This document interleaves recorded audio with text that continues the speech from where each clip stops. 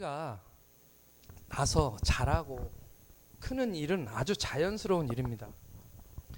부모들은 아이들이 커가는 모습을 보면서 참 행복해하죠. 그런데 우리가 옛날 사진을 이렇게 제가 볼 때면 어떤 생각이 드냐면 그 옛날에 그 저희 아이들 그때가 참 그립다. 애기였던 때가 그립다. 네. 그때 그 애기였던 우리 레위와 필리비를 막 안았을 때 그 느낌, 그 냄새. 특별히 필리비는 항상 땀을 흘려가지고 땀 냄새 섞인 그 어릴 때부터 이런 냄새들이 그리울 때가 있습니다. 그래서 애기 안고 싶다. 이제 다 크고 나니까 그런 생각이 드는 거죠. 이제 그런데 그러면서 이제 지나가는 우리 레위나 필리비를 딱 쳐다보면서 야, 왜 이렇게 컸니? 왜 이렇게 많이 컸니? 이런 얘기를 합니다. 언제 이렇게 컸냐?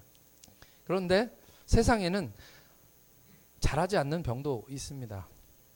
어느 날 부모가 그 생각을 제가 해봐요. 어느 날 아이가 아기 때 너무 귀엽고 이뻤는데 어느 날 갑자기 보니까 얘가 자라지 않는 것 같은 것을 깨달았을 그 순간 그 상실감, 그 슬픔이 얼마나 부모들이 클까요? 네, 잘 커준 것도 너무 감사하고 고맙습니다. 오늘 아침에 차를 탁 타자마자 제 아내가 갑자기 애들을 쳐다보면서 애들아 고맙다. 네, 이렇게 얘기해줘서 저도 같은 마음입니다. 애들이 그냥 커주는 것만도 참 고맙다, 감사하다 그런 생각을 하게 되는 것이죠. 구약에 광야교회가 있었지만 사실은 오순절 이후에 교회가 태어나게 됩니다. 오순절 성령 강림 사건 이후로 교회가 태어나게 됐다는 얘기죠. 태어났다고 끝나는 것이 아닙니다. 태어나면 성장해야 합니다. 자라나야 된다는 얘기죠. 그것은 사람이나 교회나 다 마찬가지입니다. 제가 요즘 SNS 이렇게 보면 거기에 광고들이 많이 나오더라고요. 요즘 많이 나오는 광고 중에서 그런 광고 있습니다. 아니 26살인데 아직도 키가 커? 이런 광고. 네. 뭐 네덜란드 아이들이 키 크는 이유. 저는 내용을 보지 않아서 네덜란드 애들이 왜 키는지 잘 모르겠는데 광고는 이제 안 보니까. 근데 그런 거 보면 부모님들은 이거 사오시고 싶죠. 잠깐 우리 아내도 한번 그걸 샀던 것 같은데. 그걸 보면 조금이라도 더 클 수 있다면 우리 아이들이 조금이라도 더 클 수 있다면 네. 그런 유혹에 또 상술에 이용하는 거죠. 저는 고등학교 2학년 때 큰 키가 지금 키입니다. 그때 큰 키 딱 170.1이 나왔는데 그때 이후로는 안 쟀어요. 왜냐하면 그 후로는 커지지 않으니까. 사람들은 대부분 다 키가 그게 정상입니다. 어느 정도 키가 정점에 이르면 그 다음부터는 더 이상 커지지는 않고 오히려 작아집니다. 저는 옛날에 20kg를 뺀 적이 있었는데 살을 발바닥이 얇아지더라고요. 그러면서 키가 작아졌습니다. 그래서 지금은 다시 커졌습니다. 발바닥에 살이 다 찢어서. 우리가 사람은 키가 딱 정점에 이르면 그 다음부터 크지 않죠. 네. 여기 있는 우리 청년들도 아직 정점이 안 돼서 더 크시길 축복합니다. 근데 영적으로는 아닙니다. 영적으로는 계속 성장할 수 있습니다. 정서적으로도 마찬가지고요. 하나님은 우리에게 성령을 통해서 계속 너희들은 자랄 수 있다. 너희들은 성장할 수 있다. 더 자라야 된다라고 우리에게 말씀하여 주십니다. 에베소서 4장 13절의 말씀입니다. 함께 같이 읽겠습니다. 시작. 우리가 다 하나님을 아들을 믿는 것과 아는 일에 하나가 되어 온전한 사람을 이루어 그리스도의 장성한 분량에 충만한 데까지 이르리니. 네. 그리스도의 장성한 분량에 충만할 때까지 계속 자라야 된다. 성장해야 된다. 그 말씀을 하시는 것이죠. 개인에게도 그렇지만 교회도 마찬가지입니다. 교회도 계속 성장해야 됩니다. 우리 교회는 이제 애기니까요. 이제 성장해야 됩니다. 사람이 많아지는 것을 교회 성장이라고 얘기하기도 하지만 우리는 이 교회가 하나님의 교회로서 역할을 감당하도록 더 성숙한 교회로 자라나도록 우리는 계속해서 성장해야 된다는 얘기죠. 제가 청년들한테 해주는 말이 있습니다. 늘 우리 젊은 청년들에게 꼭 해주는 말 중에 하나가 뭐냐 하면 멈추지 않으면 전진이다 라는 말입니다. 멈추지 않으면 전진이다. 이게 무슨 말일까요? 아무리 조금 움직여도 일단 내가 움직이고만 있으면 그것은 전진이다. 앞으로 나가고 있다라는 것입니다. 보면 요즘에는 엔터테인, 게임 이것은 옛날에는 여가였잖아요. 여가. 이것은 옛날에는 저희 개념에서는 또 라떼가 나오는데 저희 개념에서는 게임이나 스포츠나 여러 가지 이런 일들, 영화를 상영한다든지 이런 것들은 레크레이션, 여가였습니다. 여가라는 말은 남을 여자잖아요. 남은 시간을 이용해서 나를 리프레시하고 나를 다시 한번 새롭게 하기 위한 어떤 그런 레크레이션이니까 다시 크리에이션, 창조하는 거죠. 여가를 이용해서 만들었는데 요즘은 그게 아니고 전도가 돼가지고 여가 시간을 만들기 위해서 내 모든 주된 활동들을 이렇게 쪼개는 거예요. 직장을 천천히 조금 간다든지 공부를 덜 한다든지. 예. 이게 주객이 전도가 됐습니다. 정말 해야 될 걸 위해서 레크레이션을 했는데 요즘에는 반대가 레크레이션을 하기 위해서 주된 활동들을 하는 거죠. 네. 그러다 보니까 제가 봤을 때는 저는 어른이니까 우리 젊은 청소년들, 어린아이들이 가다가 길을 멈추고 있는 거예요. 아무것도 안 하는 것처럼 보이는 그 상황이 길어지는 거죠. 그걸 보면서 답답한 마음들이 있습니다. 직장을 아직 구하지 못한 청년들이나 또는 직장을 가기 위해서 준비하고 있는 청년들이나 뭔가 해야 되는데 하지 않고 가만히 있는 것처럼 보일 때가 있어요. 그 청년들에게 제가 해주고 싶은 말은 뭐든 해라. 1밀만 움직여도 전진이다. 조금씩만 움직여도 어쨌든 가는 거다. 앞으로 가는 거다. 근데 문제는 뭐냐면 멈추는 거죠. 그게 문제입니다. 멈추는 거. 멈추는 것은 사실은요, 멈추는 게 아니에요. 멈춘다는 건 뭐를 뜻하냐면 퇴보를 뜻합니다. 내가 길을 가다가 멈추면 멈춘 것이 아니라 나는 뒤로 가고 있는 거예요. 왜냐하면 나를 제외한 이 세상의 모든 것들이 앞으로 전진하고 있기 때문이죠. 시간이 가고 있기 때문입니다. 그래서 내가 멈추면 나는 계속 뒤로. 그러니까 히브리어에서 과거형이 현재형이 없다니까요. 현재는 지금 지나갔어요. 이미. 내가 지금이라고 부르는 이 순간은 이미 과거가 되었습니다. 그러니까 현재라는 말이 없는 거죠. 멈추면 그것은 이미 과거가 된 것입니다. 성장하라, 앞으로 전진하라 라고 여러분들에게 말씀을 드리는 것입니다. 주 안에서 잘하는 것, 이것을 거기에 대입해서 본다면 잘하는 것을 멈추지만 마라 이것입니다. 잘하는 것을 멈추지만 마라. 영적 성장에 대한 이야기죠. 오늘 우리가 영적으로 성장해야 되는데 잠시 주춤하면 우리는 영적 성장이 멈춘 것이 아니라 영적으로 타락하고 퇴락하는 것입니다. 넘어지는 것입니다. 그러니까 우리는 계속해서 성장해야 되는 것이죠. 저는 더 이상 키가 크지 않지만 영적으로는 계속 성장하고 싶습니다. 계속 자라나고 싶고 제 실수, 제 연약함, 내 죄를 기도할 때마다 하나님께서 깨닫게 해주실 때마다 이것은 아니지, 이것은 고쳐야지, 이것은 바꿔야지. 그것이 그리스도인의 성장인 것이죠. 우리는 영적으로, 인격적으로 계속해서 클 수 있습니다. 지난주 저희는 수련회를 다녀왔습니다. 이 수련회를 갔다 와서 우리 기억 속에 재밌었어, 좋았다, 잘 다녀왔다, 좋은 경험 하나 만들었다, 좋은 추억 하나 만들었다, 뭐 이 정도에서 끝난다면 우리는 더 이상 수련회 갈 필요가 없습니다. 제가 묻고 싶은 것입니다. 이번 수련회를 통해서 여러분들은 어떤 성장을 경험하셨습니까? 제가 수련회를 갔다 오면 항상 사람들에게, 청년들에게, 중고등학생들에게 하는 말이 있습니다. 수련회 가기 전과 수련회 갔다 온 후 뭐가 달라졌느냐. 이번 수련회를 통해서 하나님이 많은 메시지를 주시고 우리가 기도도 뜨겁게 하고 하나님께 나아갔는데 이번 수련회를 통해서 나에게 주셨던 것은 무엇인가? 나는 나를 어떻게 바꿀 것인가? 나는 어떻게 성장할 것인가? 뭐가 달라졌습니까? 사실은 애들은 금방 바뀝니다. 청소년들, 어린아이들은 말씀을 들으면 금방 바뀝니다. 근데 문제는 뭐냐면 어른들이죠. 저입니다. 많이 바뀌지 않고 달라지지 않는 거죠. 오순절날 성령이 임하고 교회가 태어났습니다. 120명이었던 성도들, 그 성도들이 불의 혀같이 갈라지는 성령의 역사를 각 사람에게 임하는 것을 그들이 직접 경험했습니다. 그리고 사도행전 2장, 그것이 이제 사도행전 2장의 말씀이죠. 그리고 무슨 일이 일어났습니까? 오늘 말씀은 그걸 보고 싶은 것입니다. 성령이 임하시니까, 성령께서 각 사람에게 내려오시니까 뭔가 어떤 일이 일어나기 시작한 겁니다. 어찌 보면 그때까지는 사람들이 영적으로 정체해 있고 멈춰 있는 것처럼 보이는 것. 예수님이 십자가에 달려 돌아가시고 난 다음에 그들은 주춤하고 무서워서 숨어 있었습니다. 다락방에서 문을 닫고 아무도 오지 못하는 그곳에서 나를 제발 찾지 말아줘 하면서 숨어 있었습니다. 그때는 어떻게 보면 정책이죠. 멈춰 있는 것 같은 그런 모습이었습니다. 그런데 게임 체인저 성령께서 임하셨습니다. 할렐루야. 성령이 임하시고 하나님이 교회를 만드셨습니다.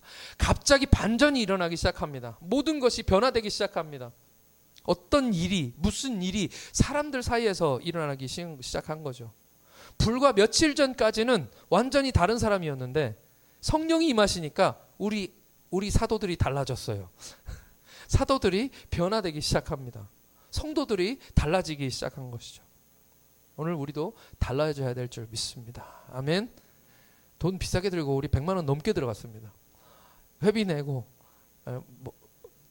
달라진 것은 배 나온 것뿐이면 달라진 것은 잘 먹고 살찐 것뿐이면 정말 우리는 실패한 것이죠.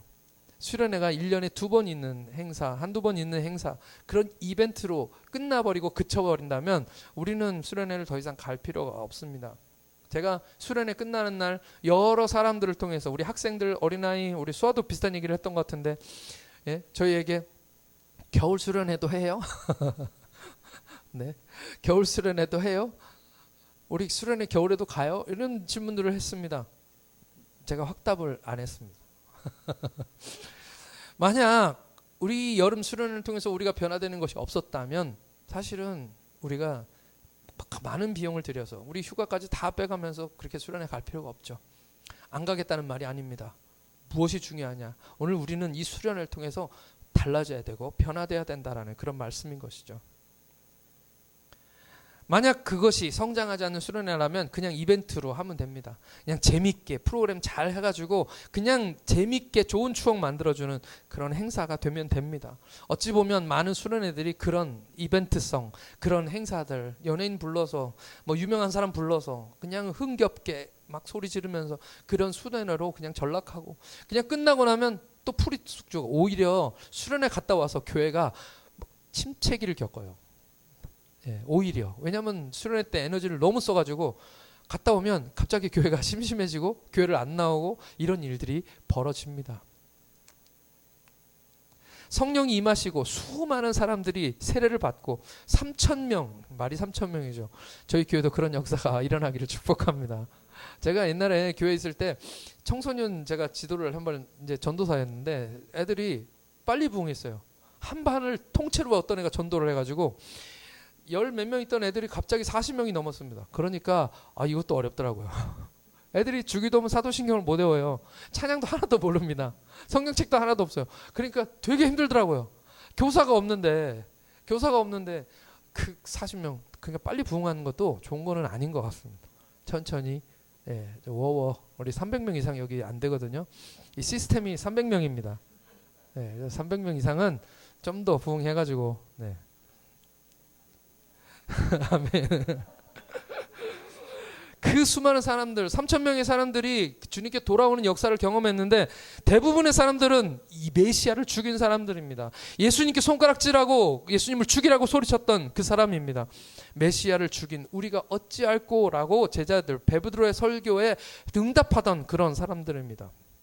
그 유대인 3,000명은 뼛속까지 유대인 전통에 찌들어서 그들이 맨날 무슬림에서 절하듯이 하나님을 그렇게 섬겼던 사람들, 구약 성경이 분명히 외우고 마르고 닳도록 그들을 읽었음에도 불구하고 무슨 뜻인지조차 궁금해하지도 않았던 그런 사람들입니다. 그런데 그 사람들이 변화되고 하나님 말씀을 듣기 시작한 것이죠. 우리가 달라지면 많은 영혼들이 주님께 돌아오게 될 줄 믿습니다. 아멘. 우리 기간 제가 함부로 설립 예배를 드리지 않습니다. 설립이 아니라서 설립 예배를 안 드리는 게 아니고요. 이벤트 하기 싫어서 그래요. 저희는 아직 교회가 아닙니다. 그래서 이 기간 동안 저는 우리가 기도를 열심히 하고 우리가 더 튼튼해졌으면 좋겠습니다. 우리가 한 사람 한 사람이 교회가 되어서 여기 성경에 나오는 이 사람들처럼 그런 교회가 우리가 먼저 되었으면 좋겠습니다. 그래서 간판도 안 달고 아직 전도도 안 해요. 오늘 우리가 온전히 하나님 앞에 세워야 되는 기간으로 우리가 세워져 나갔으면 좋겠습니다. 그들이 3,000명 주님께 돌아오는 역사가 일어났습니다. 두 번째 성령이 임하시고 일어난 변화는 또 무엇입니까? 오늘 42절 말씀입니다. 오늘 42절 말씀 같이 함께 읽겠습니다. 42절 말씀이 오늘 가장 중요한 말씀인데요. 함께 같이 읽겠습니다. 시작. 그들이 사도의 가르침을 받아 서로 교제하고 떡을 떼며 오로지 기도에 힘쓰니라. 아멘. 저는 이 말씀에서 주목하고 싶은 단어가 뭐냐면 힘쓰니라입니다. 힘쓰니라. 여러분 힘 한번 써보세요. 힘 한번 써볼까요 지금? 왜 제가 여러분들에게 힘쓰라고 물어보냐면 힘쓰는 게 뭘까? 예? 사람들이 힘 써보세요 라고 하면 뭐라고 물어볼까요? 레위야 너 힘 써봐. 내가 예상한 반응이 아닌데 힘쓰라고 하면 어디에 힘 써야 될지 모르잖아요. 그죠? 손에 힘을 줘야 되는지 다리에 힘 써야 되는지 예? 얼굴에 힘 써야 되는지 어디에 힘 써야 되는지 모르죠. 이 힘쓴이라는 단어는 힘주다 집착하다 그런 뜻이랍니다. 그런데 영어 성경에서는 이것을 devoted라고 번역을 했어요. devoted 헌신하다죠. 이게 다 그 안에 들어있는 뜻입니다. 힘쓰니라라는 말의 뜻은 우리 성경에는 잘못하면 오해가 될 만한 그런 번역을 해놨어요. 그게 뭐냐 하면 오늘 말씀 읽어보니까 가르침을 받아 서로 교제하고 떡을 떼며 오로지 기도하기를 힘쓰니라 하니까 마치 기도에만 힘썼던 것처럼 지금 성경이 번역이 되어 있습니다. 근데 사실은 이 devoted 하고 뭐뭐 이렇게 연결이 되어 있어요. 그러니까 이 힘쓴이라는 단어가 걸려있는 그런 수식하는 게 여러 가지입니다. 첫 번째는 사도의 가르침을 힘쓰니라. 두 번째는 서로 교제하기를 힘쓰니라. 세 번째는 떡을 떼는 것에 힘쓰니라. 마지막으로 기도하기를 힘쓰니라예요. 이 영어 표현은 다르잖아요. 한 단어 해놓고 그 다음에 뭐가 목적어가 나와요. 그러니까 이 힘쓰니라에 이 네 가지가 다 걸려 있는 것입니다. 그러니까 무슨 뜻입니까? 정확히 얘기하면 사도의 가르침에 힘쓰고 교제하기를 힘쓰고 떡을 떼는 일에 힘쓰고 기도하기를 힘썼다라는 말이죠. 그것이 성령 받은 하나님의 교회의 반응이었습니다. 변화였죠. 힘쓰시는 여러분들 되시길 축복합니다. 아멘. 먼저 사도들의 가르침에 힘썼다라고 얘기합니다. 힘썼다라는 말 devoted라고 제가 말씀드렸죠. 말씀에 헌신했다라는 뜻입니다. 어떻게 힘썼을까요? 그 말씀을 사모했던 것이죠. 여기에 사도들은 복수입니다. 사도가 단수로 되어 있지만 사실은 복수예요. 그래서 사도라는 말은 여러 명의 사도를 얘기하는 것입니다. 12명의 사도죠. 가룟 유다가 배신하고 죽었기 때문에 마띠아를 사도 중에 하나로 다시 편입시켰습니다. 그래서 12명의 사도가 다시 되었어요. 그 12명의 사도가 전에 제가 간단하게 설명을 드렸는데 이 3,000명, 5,000명 수많은 사람들이 예수를 믿고 교회에 오기 시작했는데 당시에는 대형 교회가 없었습니다. 1,000명 이상 모일 수 있는 100명 이상 모일 수 있는 장소도 없었습니다. 그래 봐야 겨우 성전에 있는 마당이었는데 그 마당에도 사람들이 다 모일 수가 없었습니다. 그래서 주일 예배를 어디서 드렸느냐? 제가 말씀드렸죠. 각 집에서 모였다. 집이 있으면 그 집 중에서 큰 집에 모였다라는 겁니다. 그리고 사람들이 모여서 주일날 무엇을 하느냐? 떡을 뗐던 거죠. 떡을 뗀 것이 무엇입니까? 예수님의 마지막 성찬을 너희들 이것을 기념하여 나를 기억하라 말씀하셨기 때문에 제자들과 함께 사람들이 모여서 함께 떡을 떼며 그들이 예배를 하나님께 드렸던 겁니다. 예수님을 기억하는 것이죠. 그리고 그들에게 사모했던 말씀은 뭡니까? 예수님이 하셨던 말씀을 이제 서로 나누는 것입니다. 근데 자기들의 기억력이 그렇게 많지 않아요. 그리고 주워 들은 이야기입니다. 그러니까 어떻게 했냐? 사도들을 불렀던 거죠. 12명의 사도를 불렀습니다. 우리 베드로 사도님 이번 주에 우리 교회 좀 오세요. 우리 집에 좀 오세요. 라고 부탁하는 거죠. 근데 베드로는 바쁜 사람입니다. 다들 베드로만 모시고 싶어 했으니까요. 그래서 베드로가 안 되면 요한이 안 되면 또 누구 있죠? 베드로, 안드레, 야고보, 요한, 빌립, 도마, 바돌로메 그 사람들 한 사람 한 사람을 그렇게 집으로 불러서 말씀을 전해주세요 하고 부탁한 것입니다. 친척들끼리 모였습니다. 친한 사람들끼리 모였습니다. 오늘은 박 목사님 댁에서 다음 주는 우리 조 집사님 댁에서 이렇게 옮겨가면서 사람들이 거기에서 모여서 떡을 떼고 그렇게 말씀을 사모하면서 그렇게 말씀을 들었던 것이죠. 이 제자들은, 사도들은 예수님 옆에 딱 달라붙어 다녔던 그런 사도들입니다. 예수님께로부터 직접 말씀을 들었던 사람들인 거죠. 그러니까 사도들이 엄청 바빴겠죠.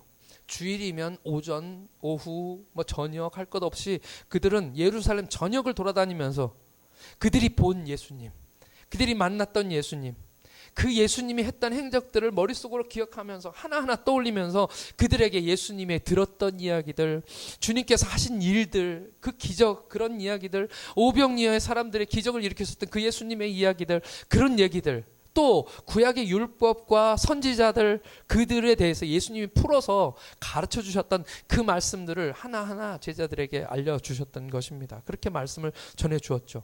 그리고 나중에 그렇게 전해 들은 이야기들을 성경으로 편집해서 지금 우리의 신약 성경이 된 것이죠. 할렐루야.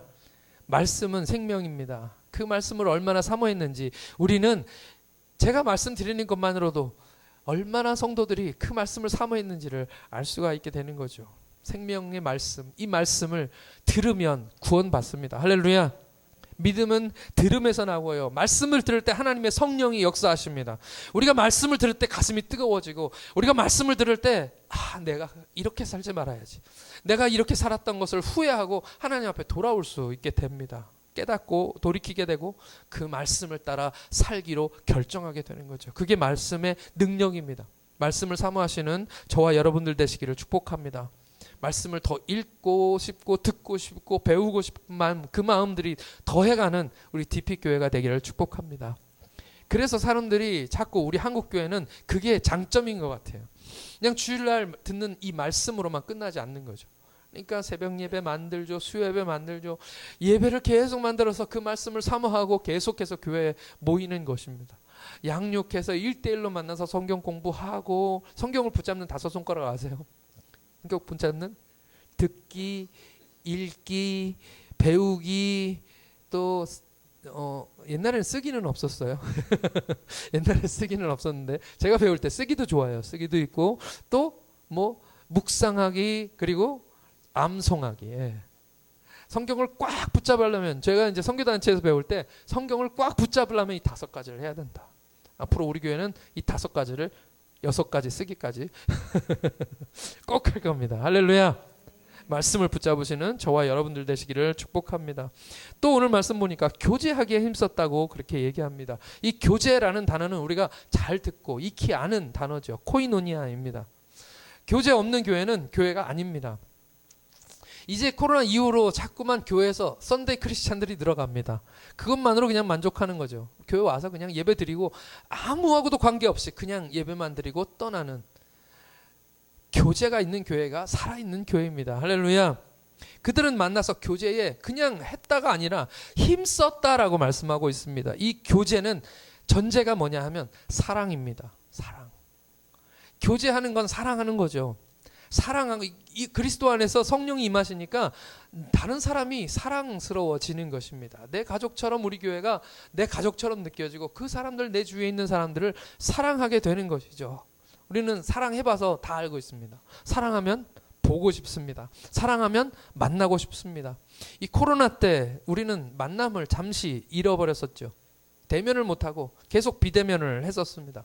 이거 굉장히 큰 상처인 것 같아요. 교회가 그래서 비대면에 익숙해져 버렸습니다. 제가 가만히 생각해 보니 비대면 시대에, 그 코로나 시대 때 연인들은 어땠을까요?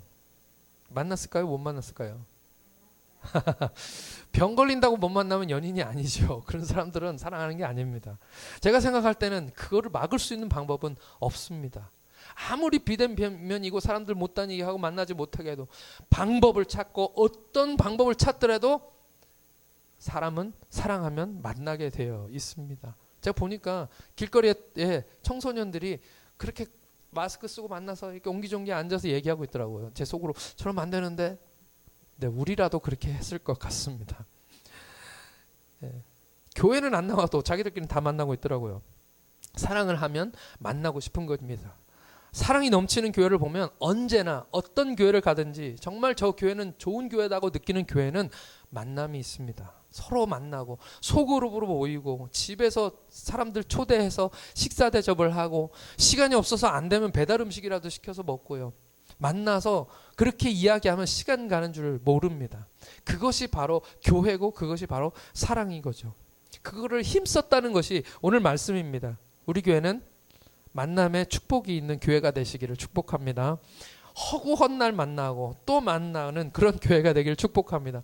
앞으로 저 코로나보다도 더한 것이 우리에게 온다 할지라도 오늘 우리는 만나서 서로의 손을 잡고 온기를 느끼고 그런 사람이 사람을 만나는 그런 교회가 될 수 있기를 축복합니다. 기계적으로 어쩔 수 없이 그냥 주일날만 와서 만나는 그런 만남이 아니라 정말 보고 싶어서 만나고 싶어서 연락하고 꼭 만나는 우리가 되길 축복합니다. 아멘. 마귀는 우리가 만나는 것을 제일 싫어합니다.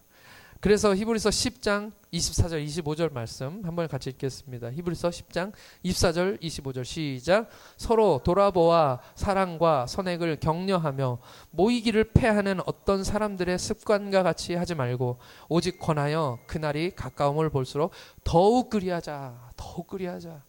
못 만나게 하려는 만나지 말게 하려는 사람들이 있다는 것입니다. 그런 세력이 있다는 거죠. 교회 안에는 항상 모든 관계를 무너뜨리고 서로 만나지 못하게 하려는 그런 악한 영들의 세력들이 있습니다. 그런 사람들처럼 하지 마라. 그리고 주님 가까우심을 볼수록 더욱 그리하자. 더욱 많이 만나자라는 이야기입니다. 만나면 먹습니다. 많이 만나니까 이게 돈이 또 문제가 되더라고요. 예. 만나면 먹어야 되잖아요. 예. 우리나라는 밥 잘 먹는 민족입니다. 네, 어떤 영상을 봤더니 옛날에는 뭐 노예들도 우리나라에서 밥을 그릇이 이만하더라고요. 밥을 많이 먹는. 그래서 맨날 밥 먹자 이런 얘기를 만나서도 밥 먹었냐 이렇게 물어보고요. 네.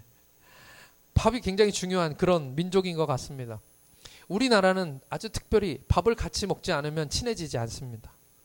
밥을 먹지 않으면 친해지지 않고 밥을 먹으면 친해지는 것이 우리나라 민족입니다. 어찌 보면 성경적인 것 같아요. 같이 먹고. 성찬식도 옛날에는 예식이기 이전에 식사였습니다.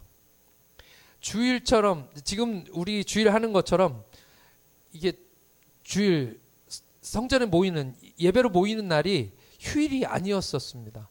지금이야 4일, 5일만 일하지만 옛날에는 이 시대에는 주일도 다 일했습니다. 주일이라고 쉬지 않았다는 얘기죠. 그 말이 뭡니까? 집에 노예인 사람도 있고요. 그리고 가난하기 때문에 계속해서 일을 나가야 되는 그런 노동자들이 굉장히 많았었습니다. 낮에는 성도들이 모일 수 없었기 때문에 저녁에 모이기도 했었고요. 일 끝나면 사람들이 시간 정하지 않고 다 모일 때까지 기다렸다가 예배를 시작했던 그런 예배들이었습니다. 그렇기 때문에 저녁에 늦게 모이기가 일쑤였죠. 그러니 전에 얘기했던 그 유두고도 말씀 듣다가 졸려서 떨어져 죽었잖아요. 다시 살아났지만. 네? 그 사람도 역시 주일에 그렇게 와서 힘들게 일하고 와가지고 피곤했던 겁니다. 그때는 그것이 일상이었습니다. 지금은 휴일날 쉬지만 그때는 거의 쉬는 사람이 없었기 때문에 시간 되는 사람들만 모여서 그렇게 예배를 드렸던 거죠. 그러면 사람들이 늦게 오면 이제 일 끝나고 피곤해 지치고 힘들어서 교회에 오면 먹어야 됩니다. 배가 고픕니다.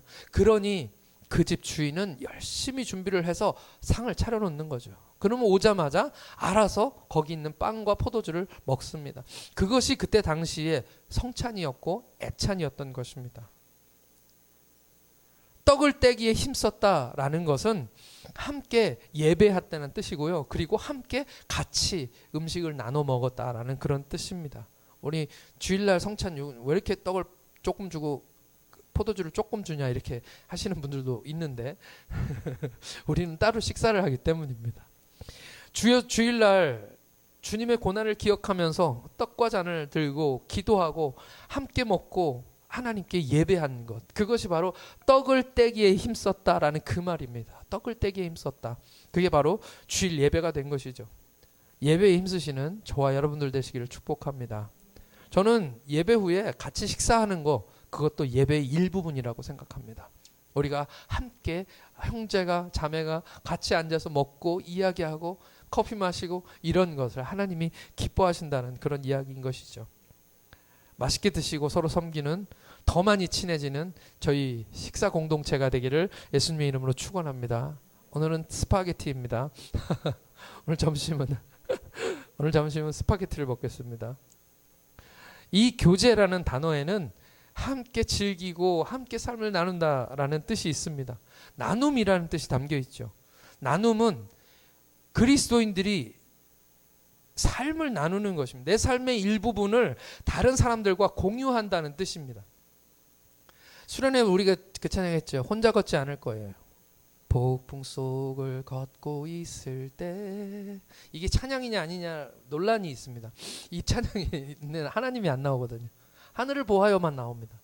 저는 이게 진정한 CCM이라고 생각해요. CCM은 예수 안 믿는 사람들에게 복음을 전하기 위해서 만든 게 CCM 가스펠입니다. 그러니까 이거는 찬양은 맞아요. 근데 예배송은 아닙니다. 그래서 저는 예배 때는 이 찬양을 부르지 않습니다. 그렇지만 이 찬양 서로 위로하고 서로 격려할 때 부르는 찬양이죠. 예수 안 믿는 사람에게도 이 찬양을 불러주면 참 좋을 것 같습니다. 네, 이 찬양의 가사, 폭풍성을 걷고 있을 때, 비바람을 맞이해야 할 때, 불빛조차 보이지 않아도 그댄 혼자 걷지 않을 거예요. 이 말은 뭡니까? 내가 함께 해주겠다. 내가 당신 곁에 있어주겠다라는 뜻이죠.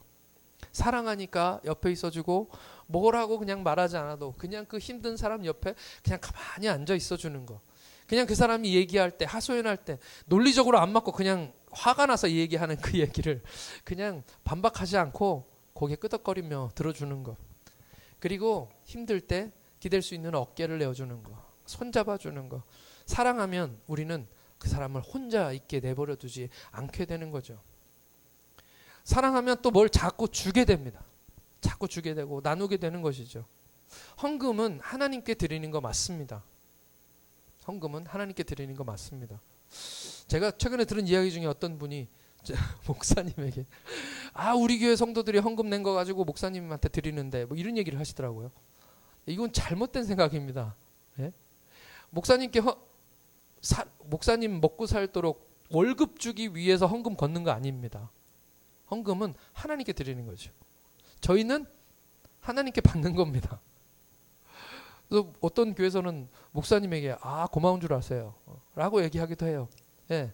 근데 그거는 잘못된 생각이죠. 자기가 목사에게 줬으면 그거는 사람에게 준 거죠. 하나님께 드린 게 아니죠. 네. 하나님께 드린 건 하나님께 드리는 겁니다. 저희들도 하나님께 드립니다. 그리고 하나님이 저에게 주시는 거죠. 선교사들에게 선교할 때도 마찬가지입니다. 선교사에게 생활비를 비해서 우리가 드리면 그것은 나는 하나님께 드린 것이고 선교사는 하나님께 받은 겁니다. 그죠? 우리 교회에서 후원하는 선교사니까 내가 시킨 대로 해야 돼. 이런 말은 하나님의 뜻에 맞지 않습니다. 헌금은 그런 거라는 얘기죠. 헌금은 하나님께 드리는 것입니다. 초대교회도 그렇게 했습니다. 초대교회에서 성령이 임하시고 나서 헌금을 했습니다. 헌금은 하나님께 드렸고요. 그리고 교회는 그것을 가지고 성도들의 필요를 채워주었습니다. 배고픈 사람에게 먹을 것을 제공하고요. 제자들이 매주마다 열심히 준비를 해서 가난한 사람들, 고아들이 교회에 몰려오도록 만들었습니다. 그리고 그들에게 공개하고 그들에게 섬기는 일을 교회에서 했던 거죠. 배고픈 사람들이 교회로 몰려왔습니다. 사회적으로 어려운 사람들을 돕기 위해서 성도들은 자발적으로 자기들이 가진 것을 팔아서 제자들의 발 앞에 두었습니다. 성령 받은 사람은 내가 줬다고 그렇게 주장하지 않습니다. 성령 받은 사람들은 나는 감사하고 하나님께 내가 받은 은혜를 하나님께 돌려드린다. 하나님께 조금이라도 보답하고 드린다. 라는 개념으로 우리가 하나님께 헌금을 하는 것이죠. 그리고 가난한 사람들은 그것을 사람에게 받았으면 사람에게 고마워해야 되고 사람들에게 그 은혜를 갚아야 되잖아요. 그것이 아닙니다. 우리의 하나님의 교회에는 높은 곳에서 낮은 곳으로 물이 흐르는 것처럼 축복이 흘러갑니다. 그 사람은 그 은혜를 받고 그 은혜 때문에 또 하나님을 섬기며 하나님을 위해서 내 삶에 내가 또 하나님이 주셨던 것들을 또 하나님께 드리게 되겠죠. 그 순환이 이루어지는 것이 바로 교회라는 것이죠. 우리 교회가 말로 혀로만 사랑하는 교회가 아니라 행함과 진실함으로 사랑하는 교회가 되기를 축복합니다. 제가 소원하는 게 있습니다. 우리 저기 작은 교회인데 그 호주에 있는 교회가 있어요. 그 교회 목사님은 제가 피지에 있을 때 선교사 교회 설립 때부터 정말 어려운 그 시절부터 저희들에게 선교 헌금을 보내셨어요. 적게라도. 그랬는데 저희가 한국에 와서 이제 있잖아요. 그러니까 저희가 선교사가 아닙니다. 그러니까 어떻게든지 도울 방법을 찾고 싶은 거예요. 그래서 교회에서 그래도 모아가지고 이번에 저희 큰아들에게 장학금을 보내주셨어요. 뭐 크다면 크고 작다면 작지만 생활비가 애가 떨어졌는데 50만 원을 보내준 거예요. 너무 감사하고 기뻤습니다. 하면서 제 마음속에 어떤 마음이 드냐면 우리 교회도 그렇게 하고 싶다. 우리 교회도 다른 사람 도와주고 싶다. 우리가 가난하고 어렵지만 나도 나눠주는 교회가 되고 싶다. 하나님께 제안하고 저하고 하나님 우리도 그렇게 되게 해주시옵소서. 우리도 없지만 가난하지만 우리도 다른 사람을 도울 수 있는 은혜를 허락해 주옵소서. 하나님께 그렇게 기도했습니다. 저는 우리 모든 성도들, 우리 성도들 다 같은 마음이었으면 좋겠습니다. 네, 주는 자가 받는 자보다 복이 있다. 그 은혜들을 우리가 나눌 수 있는 그게 바로 하나님이 우리에게 주시는 이 교제라는 말, 이 코이노니아에 들어가 있는 말입니다. 그러니까 이 코이노니아는 단순한 교제뿐만 아니라 서로 삶을 나누고 내가 가진 것을 나누는 하나님의 나라, 하나님의 공동체에 대한 이야기인 것이죠. 수련회 때 재정이 6,000원 남았습니다. 6,000 얼마 남았습니다. 네, 저희들이 1인당 5만 원, 우리 어린 학생들은 3만 원 해가지고 재정을 했죠. 협의를 했습니다. 근데 그것만 가지고 갔었으면 큰일 날 뻔했습니다. 돈이 많이 들더라고요. 저희들이 수련회 가기 전에 장을 보면서 야 이거 이렇게 많이 사도 되나? 그러면서 샀습니다. 근데 너무너무 풍성했습니다. 그리고 오시는 분들이 그냥 하러 오시는데 헌금을 자기들이 그냥 마음에 정해서 헌금을 하시기 시작하셨는데 와 이게 마지막 날은 그 이제 수영하러 갔잖아요. 수영하고 와서 점심 먹을 때는 원래는 그냥 각자 가정마다 알아서 내기, 가정은 자기들이 내서 먹기 뭐 이렇게 했었거든요. 근데 재정이 보니까 저는 숫자를 잘 몰라서 장로님한테 물어봤습니다. 돈이 좀 남았어요? 그랬더니 장로님이 네네 그럼 남은 것 같습니다. 충분한 것 같습니다. 그래서 그러면 우리 밥도 우리가 교회에서 사죠. 그래서 점심값을 다 같이 갈비탕 먹었습니다. 저는 계산 안 하고 늘 해가지고 제가 재정적인 사람이 아니에요. 근데 하나님께서 기가 막히게 딱 맞고 6,000원 남았습니다. 할렐루야. 하나님은 언제나 정확하신 하나님. 네.